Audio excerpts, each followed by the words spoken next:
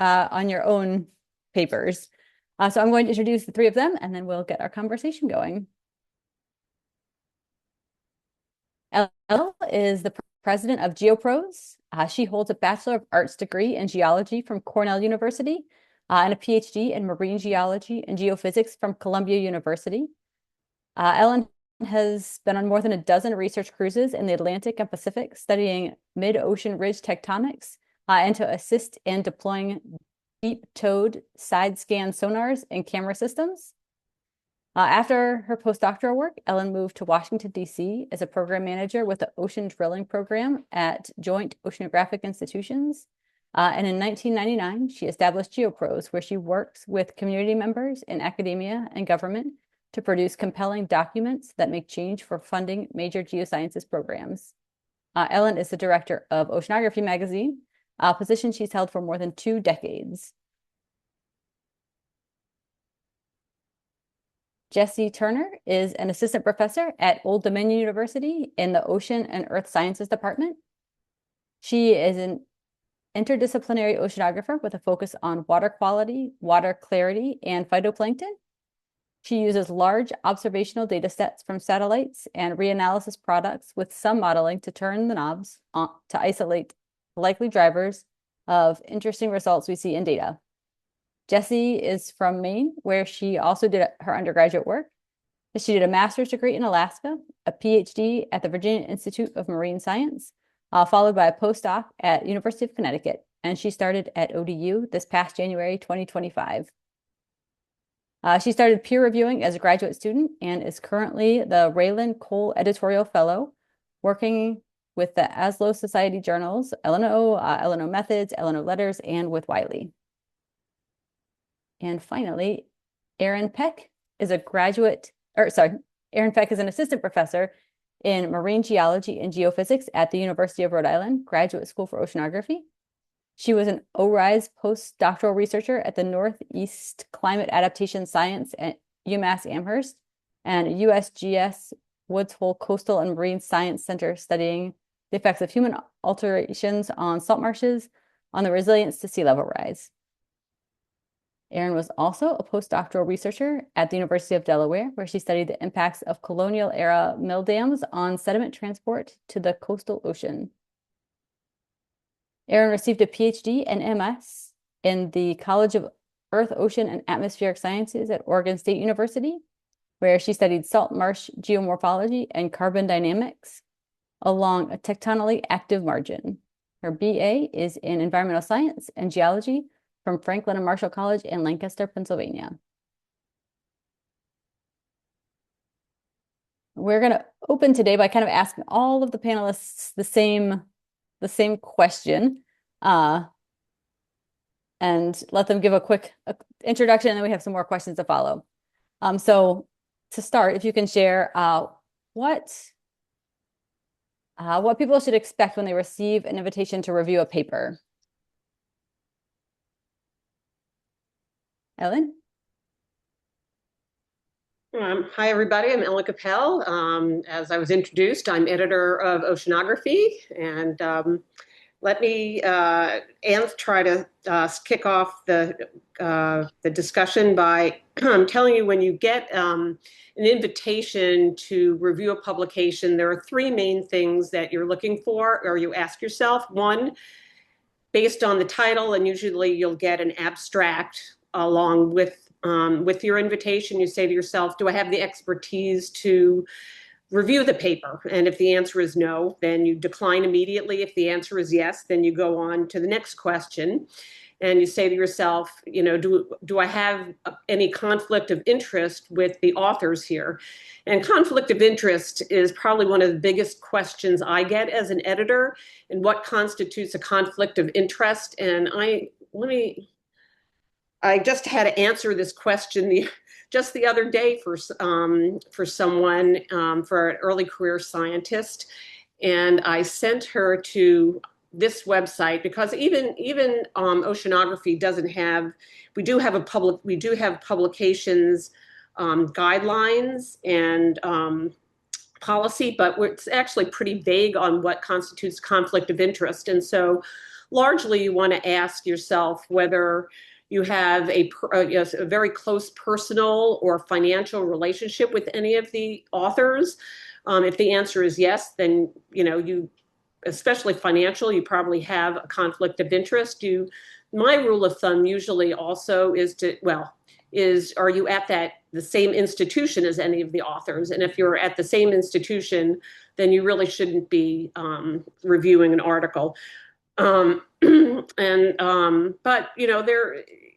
it's a little bit subjective, and part of the review process is wanting to, if the editor decides, this paper is actually pretty good, what will make it better and stronger. So, there are certain limits, that you don't, lines in the sand you don't want to cross in terms of conflict of interest, but, there also it's a bit of a gray area. So an editor may, you always have to declare to the editor saying, hey, I'm interested in this paper. You write back, but here is where I may have a conflict of interest. So you always want to declare that conflict of interest up front and let the editor decide whether he or she, decides it's a conflict, it's strong enough, the relationship is strong enough that you shouldn't be reviewing the paper. Or they may say, well, you're far enough away, I think, and you're really the expert in this area. So, I'll let it go, but thank you. And now when I'm reading your review, I'll keep in mind, this potential conflict of interest.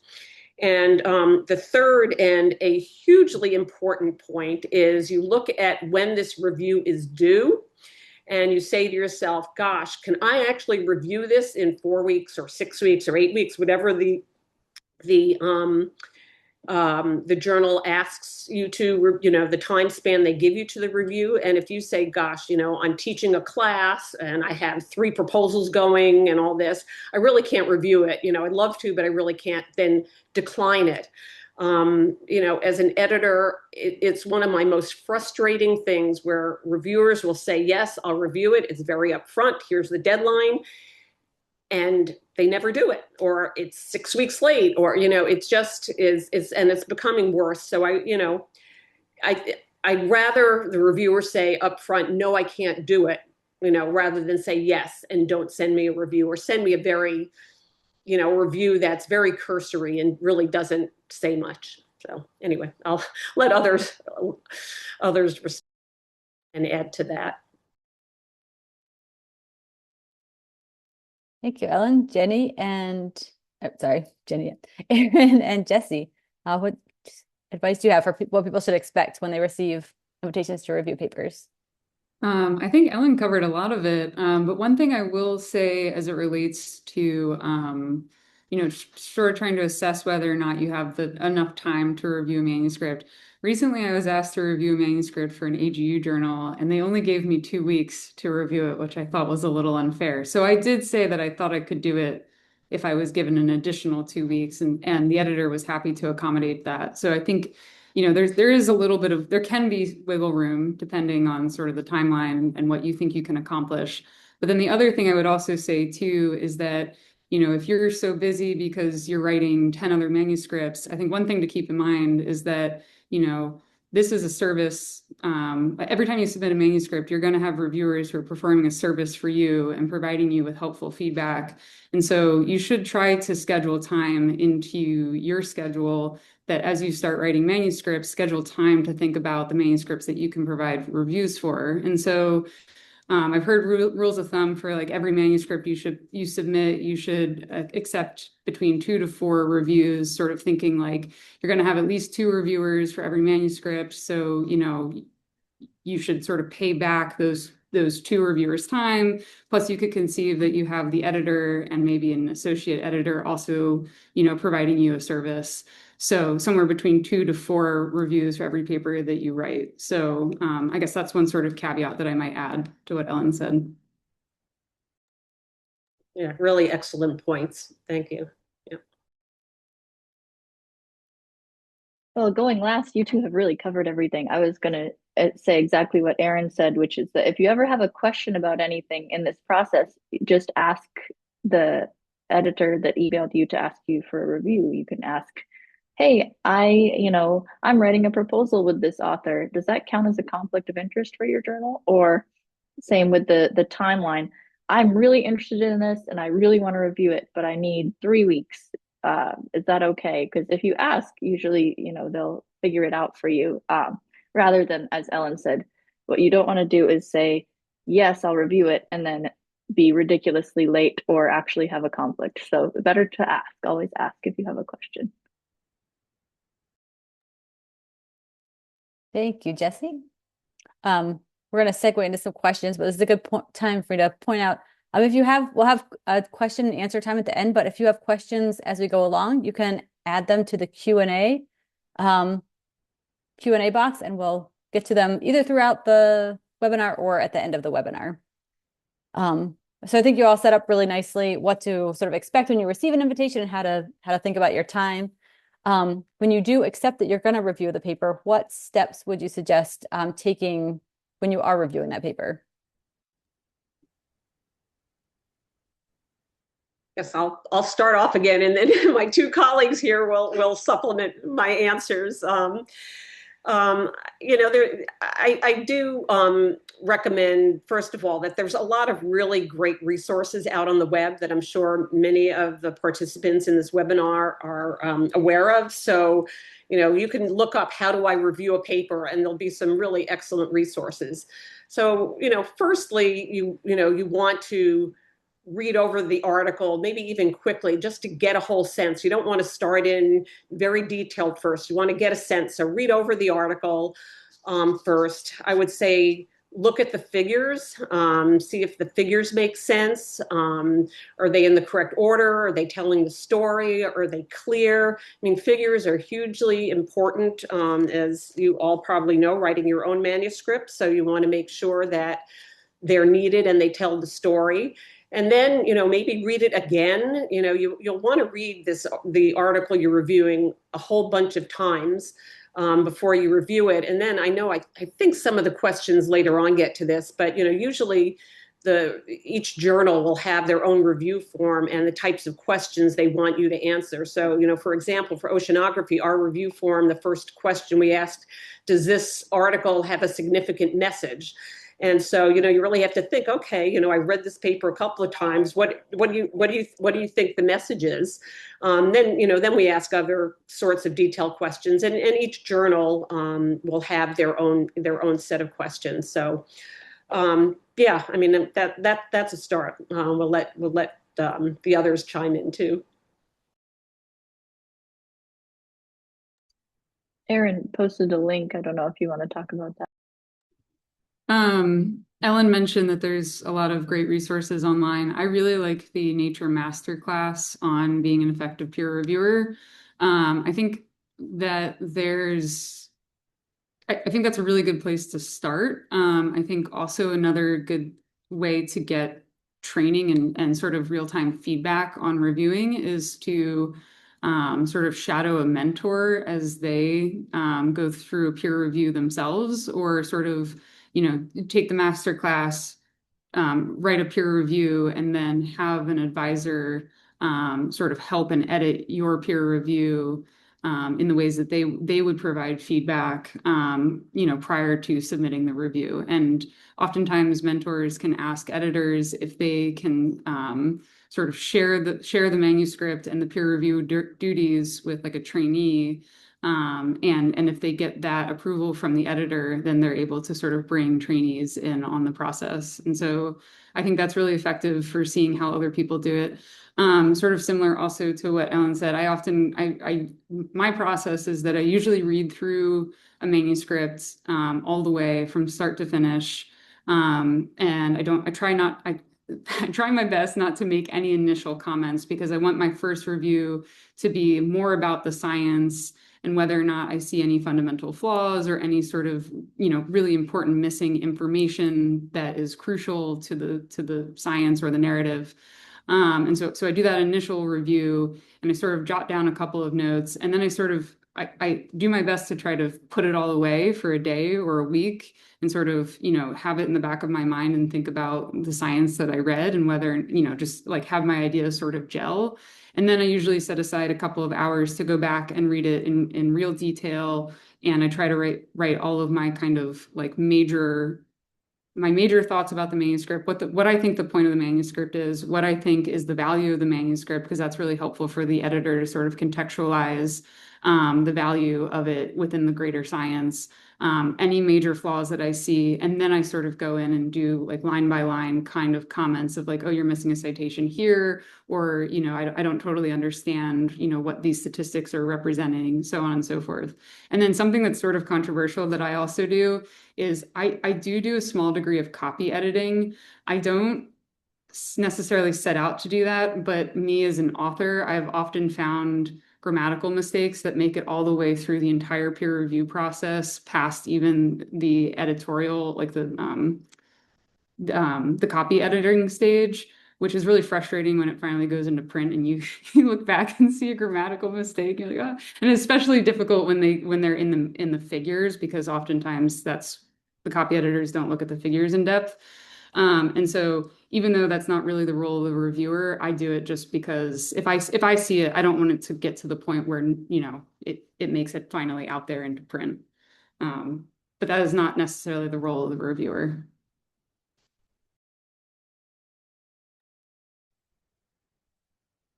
All right, so my process might be a little different than these two. I want to say, if you're listening, are you a graduate student? Are you a postdoc?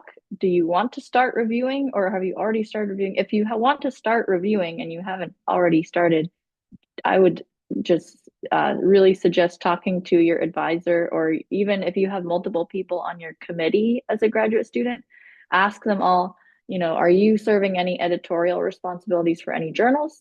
Are you looking for reviewers?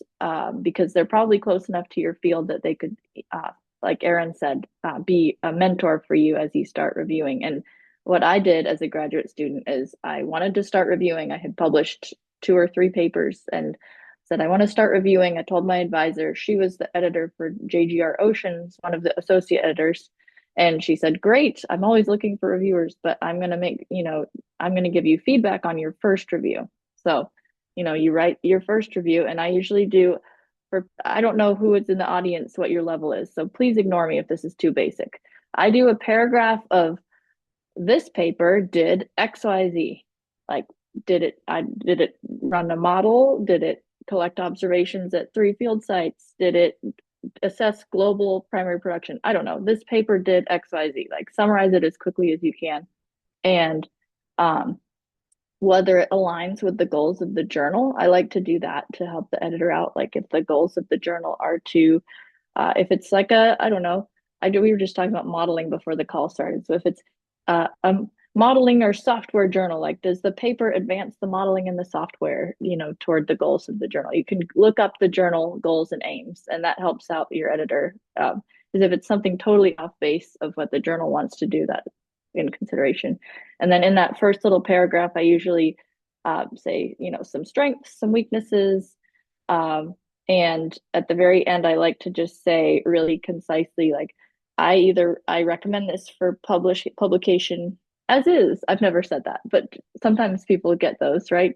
I recommend minor revisions. I recommend major revisions. And if it's, really needs help and needs to go elsewhere, like, perhaps submit this elsewhere. I've never had to reject one either. I've always had minor or major revisions every paper I've ever reviewed to date. That could change, right?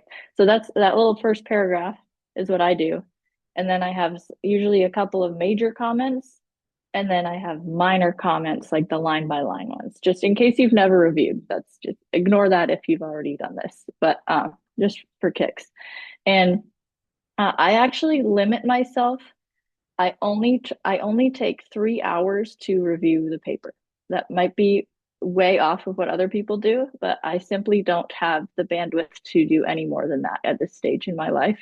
And if I can't get their major science concepts and see whether or not they're, doing something novel, and how much the degree of revision that's needed, if I can't understand that within a 3-hour read, then there's a problem. So I usually just limit my time like that, and I've never had an issue doing that.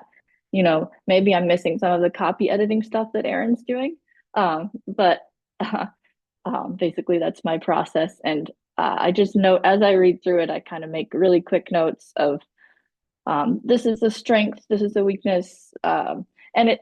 I also like to give in the either the major comments or the minor comments, but it's nice to give some positive comments to the author as well. So if they did something really well or a figure's really well presented, for example, tell them this figure's excellent because that just improves everybody's life, right? So it doesn't have to all be areas for improvement.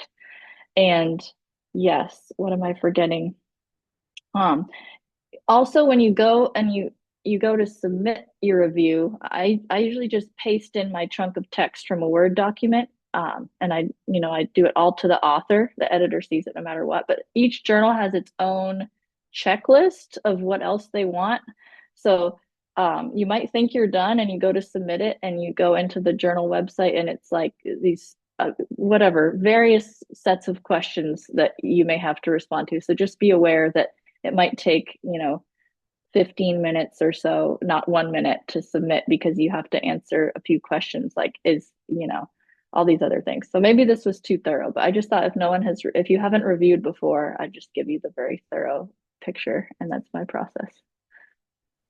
That's great. And I'd like to add, at least at Oceanography, what we strive to do is not send out for review papers that we think the editors. So I look as editor, I look at, scan every paper before I even send it to an associate editor for review. And if I think it's not appropriate for our journal, either I'll flag it initially and say, write back and say thank you, because we're not a super technical journal, we're trying to appeal to a broad audience. So sometimes it's really easy to see. I could flip through and there's pages of equations and I go, oops, that's not us, so I'll thank the author and I'll say, I suggest that you submit it to a different journal. So, hopefully for Oceanography at least, we don't, I appreciate and Jesse's right, you should take a look and see, determine, a good thought is whether it's even appropriate for that journal.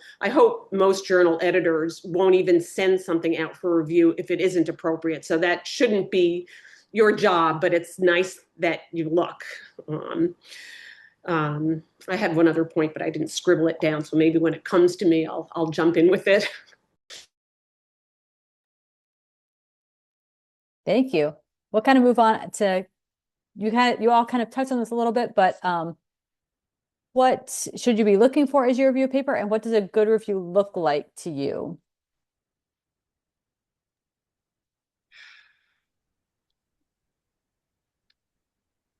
Well, I'll always start, and maybe it gets everybody's juices going. For me, a good review is more than just a few lines of, oh yeah, I found this paper interesting, and I think it'll be a good contribution to your journal. What I want to see is a more thoughtful review of, like, all of us were saying, what's the message here? Really think, and if you can't articulate what the message is, then there's a problem here. So you really want some thoughtful answers. Sometimes I get a lot of reviews which are really helpful. You have your big issues, so a lot of reviewers will in kind of the we have sort of a free space, if we haven't covered everything in the question format, free space, any issues big and small. And so I really love it when reviewers will say, first start off, here are the major issues I find with the paper, and go 1, 2, 3, and this figure, whatever. I mean, they're just things that can be corrected in there. And then, some minor issues. And that's where some of it's the copy editing stuff that Erin talked about, line, 15 says blah, blah, what does something mean? Or I would rephrase it this way, or line 115, this sentence is confusing, please rephrase it. So, both the big picture and the little picture is really helpful. But also, like Jesse said, if a figure is good, or a paragraph is great, say that, because it's so helpful for the author they'll want to correct all the things, but just get a good feeling that, okay, I did a good job on these things. So it's not nitpicking every little thing that I do. So yeah, that's my kickoff.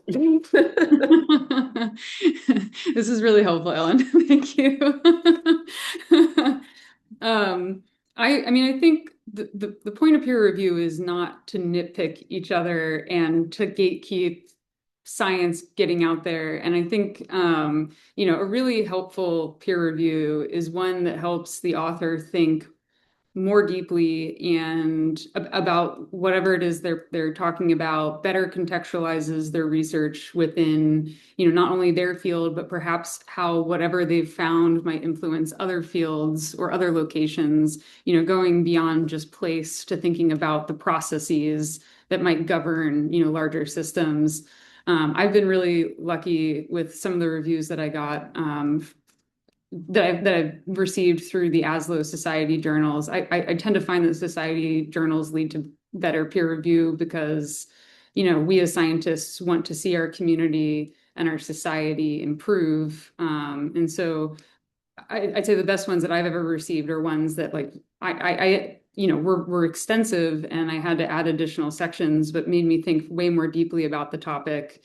I think sort of piggybacking on stuff that Ellen has said, I think unhelpful peer reviews or when people are being totally unrealistic about what the authors can potentially do within like the bounds of reality. Sometimes you get peer reviews back where they want you to do, an additional small experiment, and maybe that's totally justifiable. But sometimes you get peer reviews back where it's like they want you to have gone to the very beginning of the study and completely changed everything that you've done. And it's like if you didn't have a fundamental flaw in the science and the person is just being totally unrealistic and living in kind of like a la la land where there's infinite time, money, and effort, I find that to be really unhelpful. Other unhelpful reviews are when people are not specific enough. So again, sort of mirroring something that Ellen said, which is that, like as an example, if a reviewer says, I don't like the order of the discussion, I think it needs to be complete. The order of paragraphs needs to be completely changed. That's not very helpful because we don't know why you didn't find the order to be understandable. So something that would be, much more helpful would be to say, start with your questions and your hypotheses, do it in a logical fashion, address your first question, your first hypothesis first, and then your second, something like that, rather than just saying this needs a complete rewrite with no specifics whatsoever. And then the last thing that I'll just note, and I know no one here would ever think to do this, but try not to self-promote as well. Sometimes people miss an important citation and you might just happen to be a co-author on that important citation. But sometimes I've received reviews and I've served as a guest editor before, and I've seen reviews where someone says you need to include these 10 citations and there's one common author on all 10 citations. We know who you are now. So try not to do that as well. Yes, definitely have seen that. Another thing I want to go back. The question was, what do you look for when you are reviewing, right? One of the things I look for in one of my top comments that I put in almost all my reviews, if they didn't do a good job in the paper, was why is this study important and what's new and where is it in the context of that science? So I'll often have, a comment to the authors in either the introduction or the discussion or both, but like, tell us why we should care about this. Why is it important to that broader picture? What's the context of this, if it's in a specific bay or site or marsh or wherever, what's going on there? What's the context there? Tell me more about it. I think, and I would like to receive this on my writing as well, right? I like to write sort of a science story about the results that we found and have that be, have the readers of my work know where that happened, what's the context, and why is it important? Why should we care? And so I try to look for that in every paper I review as well. Just for us as readers, we can then relate to these papers that come out so much better when they have that context. So that's just one thing I wanted to add that I look for.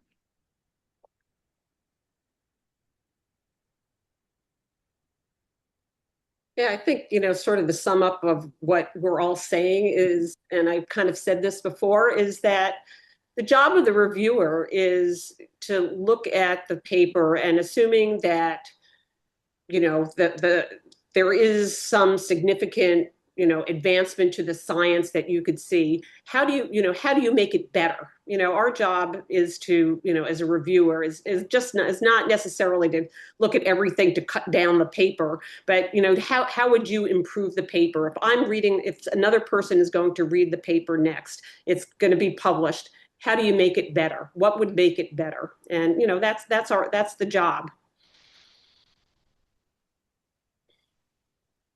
Yeah, and certainly, of course, to weed out papers that aren't, don't deserve to be published. But if it's publishable, how to make it better. Well, you led perfectly into the next question, Ellen, which is how can you provide constructive feedback on a paper that you think should be rejected?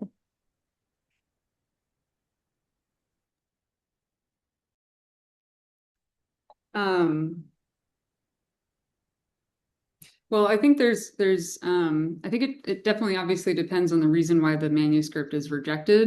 I think possibly the easiest example would be if it's rejected because it's maybe doesn't fit the sort of characteristics that the journal is looking for. So for instance, if it's a really high impact journal and they don't believe that the manuscript sort of fulfills whatever they have determined equals high, like it's not novel enough maybe, or it's not of general interest enough, then I think the most effective type of feedback could be either how to make the manuscript more impactful or to sort of look at other journals that might be more field specific or longer format, and that would enable you to have greater likelihood of success in the review process. I think that's maybe one extreme. And then another extreme would be if there are fundamental flaws with the manuscript or with the science that was, used to write the manuscript. And in that case, I think the hope would be that you sort of, instead of just rejecting it out of hand, you provide some substantive feedback of, if you do these additional experiments, you could help sort of support the conclusions that you're drawing based on, the results that you already have. So I think there's sort of like those two extremes and many situations in the middle. But that's maybe I'll start with that and let others add. Yeah, I don't really have much to add. I think that well describes it. I recently, rejected two papers and two different ones, which, the reviewers, basically said, the idea is really good. This would be a worthwhile paper, but you need, before it's publishable, you need to do, consider X, Y, and Z, and if you do that, we'd be open to you resubmitting your manuscript, but as a new manuscript, not as a revision of the original. So, go through the whole process again. So, so the comments, even, for papers that you don't think are worthy, if it's very helpful to provide those sort of comments, maybe run another model or, whatever, you need, that it's, that would be helpful, and then it would become publishable.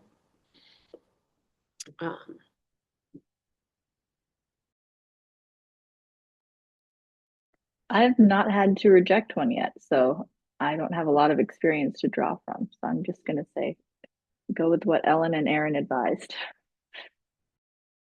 I actually do have one recent example for myself, which is I was reviewing a manuscript that I felt was very clearly written by AI, and the authors had not disclosed that it had been written by AI, and I found it very, very frustrating to provide the review because it's not like I didn't know how to prove myself that it was written by AI. It was just, those like the vagueness, like it's kind of like, when you see it, like it's written vaguely, and it goes on in tangents, and it makes these lists of unrelated objects. And so I was like trying to write nicely as to why I felt that the writing was not good, and whether or not that was because the author was too verbose and not specific enough, or whether or not that was because AI had written it. Anyways, it ultimately led to I think a very nicely written response that effectively resulted in, please don't ever write manuscript with AI again, especially not without disclosing it. But I think if I could go back and get that time back for myself, what I probably should have done was emailed the editor and had the editor handle the situation. And so I think maybe in cases where, we could debate the ethics of using AI in writing, we could debate the ethics of using AI in writing and not disclosing it. But I think if there's ever a point at which you're trying to reject a manuscript because of a potential question of ethics, it's probably best to save your time and email the editor.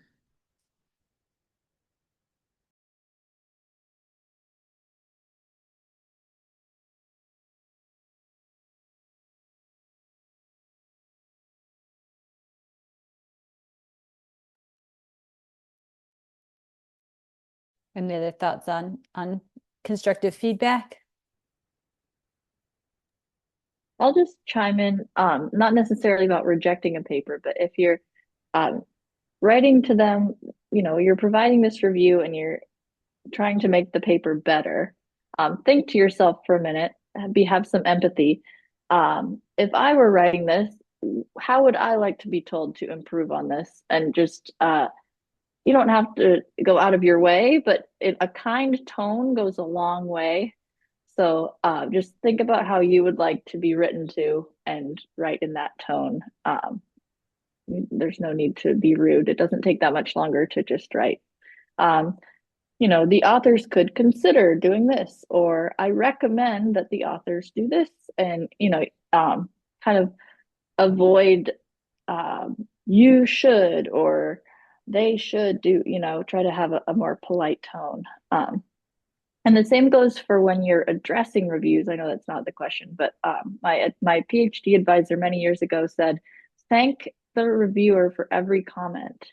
Say, thank you for this idea, or that's a great idea. Thank you for this comment. And it just goes a long way. It's not that much extra time, just it goes a long way through the process. And same thing when you're reviewing. Like if you can provide your criticism in a constructive and polite way, everyone will benefit.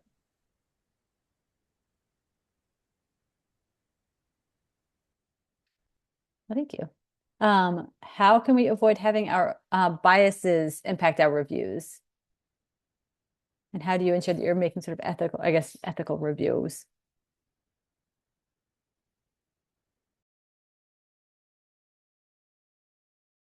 The obvious one is sometimes, the author list is provided right away with the abstract. Don't look them up. Don't Google them. Don't look up who anybody is. Just read the science. Don't look up where they are. Don't look up what career stage they are. Don't look anything up. Just read the paper. You don't even have to necessarily read the author's names. Try to just don't avoid that and just read the science. And that's the first order of business. That's the first thing that I can think of, but others can chime in. There are a lot of implicit bias trainings on the internet to sort of help you recognize if you have implicit biases and against like what groups, and think about, why you might have those implicit biases, and to sort of like recognize and try to not let them impact the way that you review science. I think if you're worried about that for yourself, then you probably should take some, in fact, I think everyone probably should take some trainings on it. That would be my first recommendation. I think also, I mean, if you're honest with yourself and you think that you are reviewing through a lens of bias, then maybe you should contact the editor and say that you don't feel comfortable providing that review.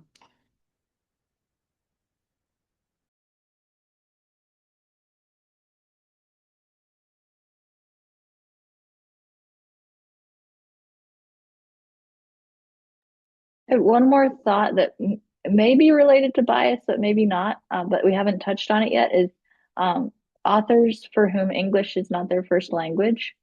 Um, Sometimes it can be hard as someone who is proficient at English. It can be hard to read something if the grammar isn't perfect, or Erin says she does some copy editing.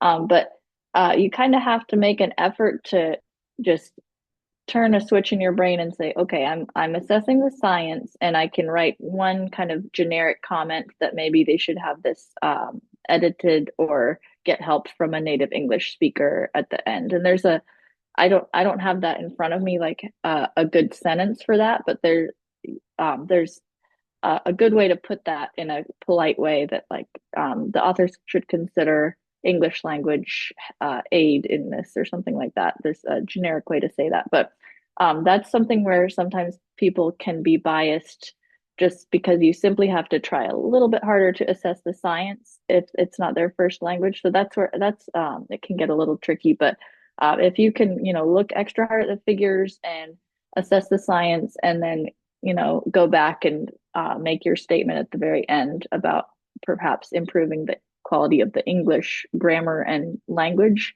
that's something that may need to happen.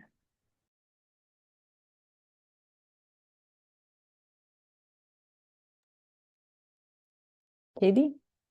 I wanted to pop in and say the phrase that I've used, because this has happened to me in the past, is I think it's professional fluency or something like that. I don't think fluency is the right word, but like a synonym, like professional fluency in English. Like, I don't know if Ellen has any thoughts on that phrase, but I think I stole that phrase like from a review that I was a reviewer on a paper, and then oftentimes when you submit your review and it gets sent out to the co-authors, you get a copy of like what the other reviewers say. And so somebody else had used that phrase. So that's the turn of phrase I use in that situation. But I'm glad it's not just me and like using sort of that phrase. Yeah, I don't have much to add. I mean, it's an absolutely excellent point. And I've certainly seen many, many papers of varying qualities by non-native English speakers.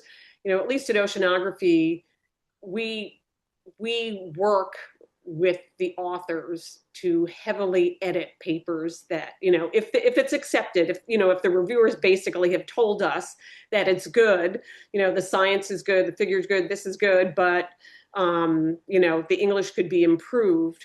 And most of them will make some suggestions on, rephrasing on line, 55, it's better if you say it this way. But at least on our end, we do a very heavy copy editing and editing for grammar and clarity, which not all journals do. So, it's something to watch out for, and good point. And I assume that a lot of,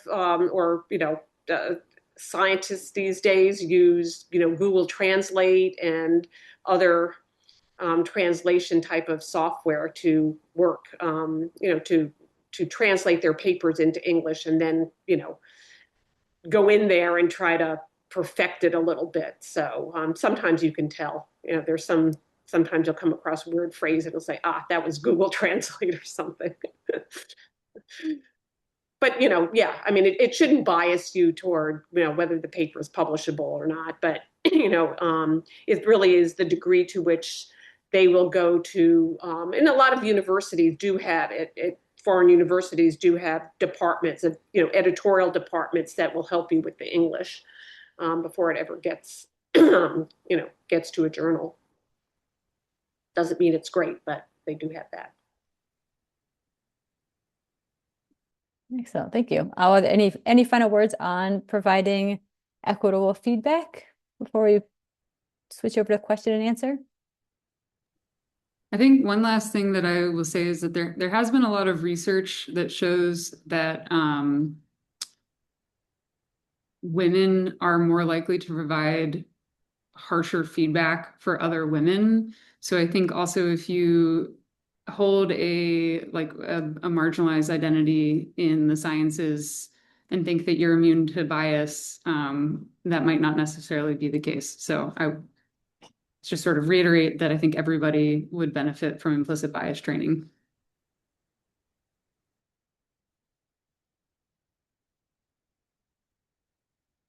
Excellent. Thank you. We have some questions from participants, and participants, as you're listening, feel free to add more questions to the Q&A box. Have any of you had a situation where someone asked if you reviewed I'm sorry, oh my goodness, if you were a reviewer for their paper, even though it was anonymous? I've had this happen from the author perspective where I went to tell somebody, hey, we just came out with this paper. And my colleague said, I know, I reviewed it. I thought it was great. And as the author, I actually appreciated that. So it depends on what kind of review you provided and whether you're comfortable revealing your identity. But if you were helpful to them and it was a good experience, I would just say, yeah, I was your reviewer and you did a great job or whatever it is. But that's my perspective. Yeah, and note that, a lot of the journals, including Oceanography, peer review is anonymous review, but it does not prevent you from signing your review. And I've had that too. People will sign their review and say, I always sign my review.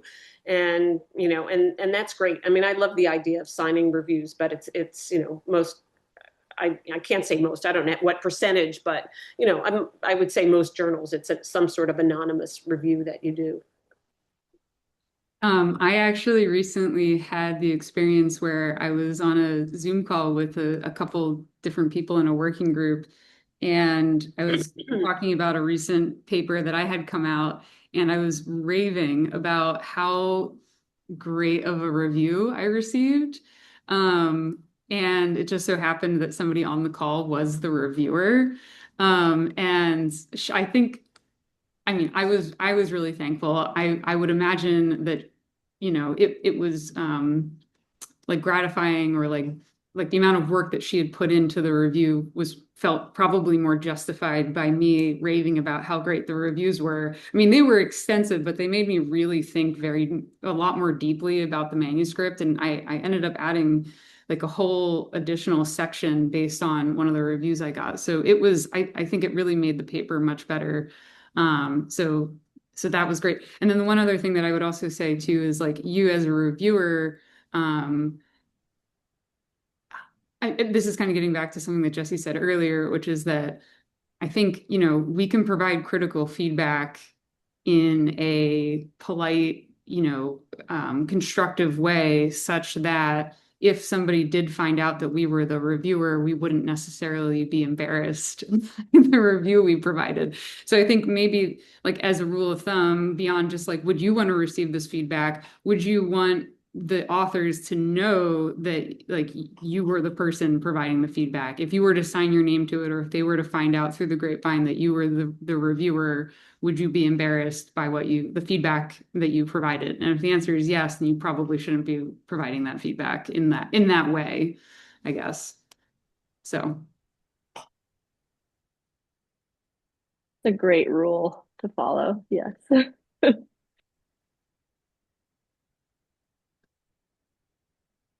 Another question. Generally, how many hours, what's a good rule of thumb for how many hours you spend reviewing a paper?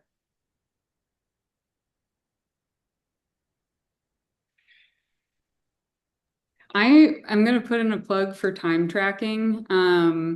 If you don't do any sort of time tracking, I think it's really valuable to do it for at least like a couple weeks to a couple of months to sort of get a sense of how long different tasks take you. I really like the app Toggle. I'll put a link into the chat. But it allows you to sort of plan out, like, if you know that it takes you, Jesse, takes 3 hours to write a review, then you can better sort of accept or deny reviews going forward.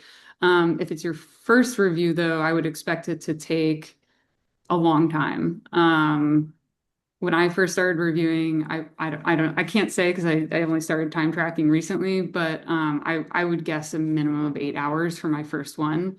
And now if it's a topic that I understand really deeply, and it's like exactly what I do, I probably could do a review in maybe 2 hours cumulative.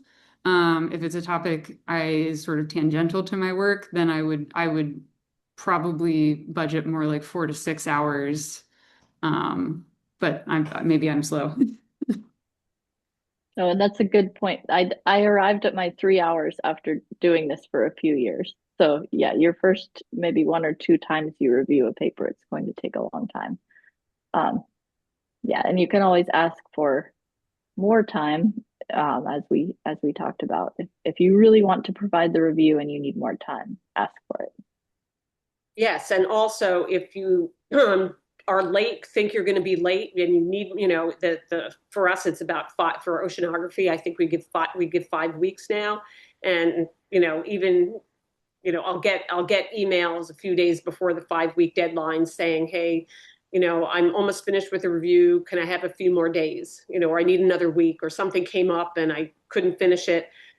I always want to hear from people, saying I'd much rather hear from a person asking for more time, even if it's close to the deadline, than ghosting me, and me having to chase the reviewer and then, not hearing back. So, yeah, you know, you can ask at the beginning, but you can also ask at the end.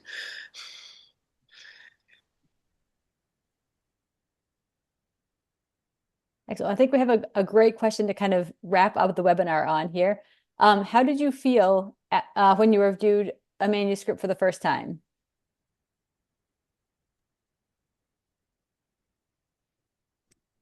A lot of imposter syndrome, but that was why it was helpful that I had my advisor sort of looking over my shoulder, as it were. But also, like, I was contributing back to science and being sort of closing the loop on the full sort of science circle. So, yeah. I don't know, for me, I mean, that was a long time ago for me, but I do remember feeling, pretty good and saying, hey, I actually know some science and I could, make some evaluation of what somebody else was doing with the knowledge that I gained doing my PhD. So, it's very gratifying, I think. And then it becomes, you can say a chore, but, also you have to look at it at, as a learning experience. You're probably learning a lot by reviewing a paper. You have to think about it. You have to think about the science and what you know, and it's good. And I felt better about writing and publishing because I realized that when I submit a paper, someone like me out there is going to read it and give me feedback and we can move it along. So it's not as intimidating. The whole process was less intimidating. Excellent. Well, thank you all. Jesse and Aaron and Ellen, thank you so much for your time and your insights here. We have one more webinar coming up in 2 weeks. Is that right? And there are links to sign up for that on the MPOWIR webpage, the TOS webpage, the SWMS webpage. So any of these groups, you can find ways to sign up and join. Katie, Jenny, Brianna, anything else that I'm missing? No, I don't think so. Yeah, just that the next webinar is in 2 weeks because we're taking next week off for American Thanksgiving. So, but the last webinar is going to be a bit of a change of pace. We're going to be doing a career panel on different science communication careers that aren't scientific publishing in sort of the academic sense. We're going to have some science communicators and also some science journalists on. So if you're interested in sort of alternate careers, please join us for that.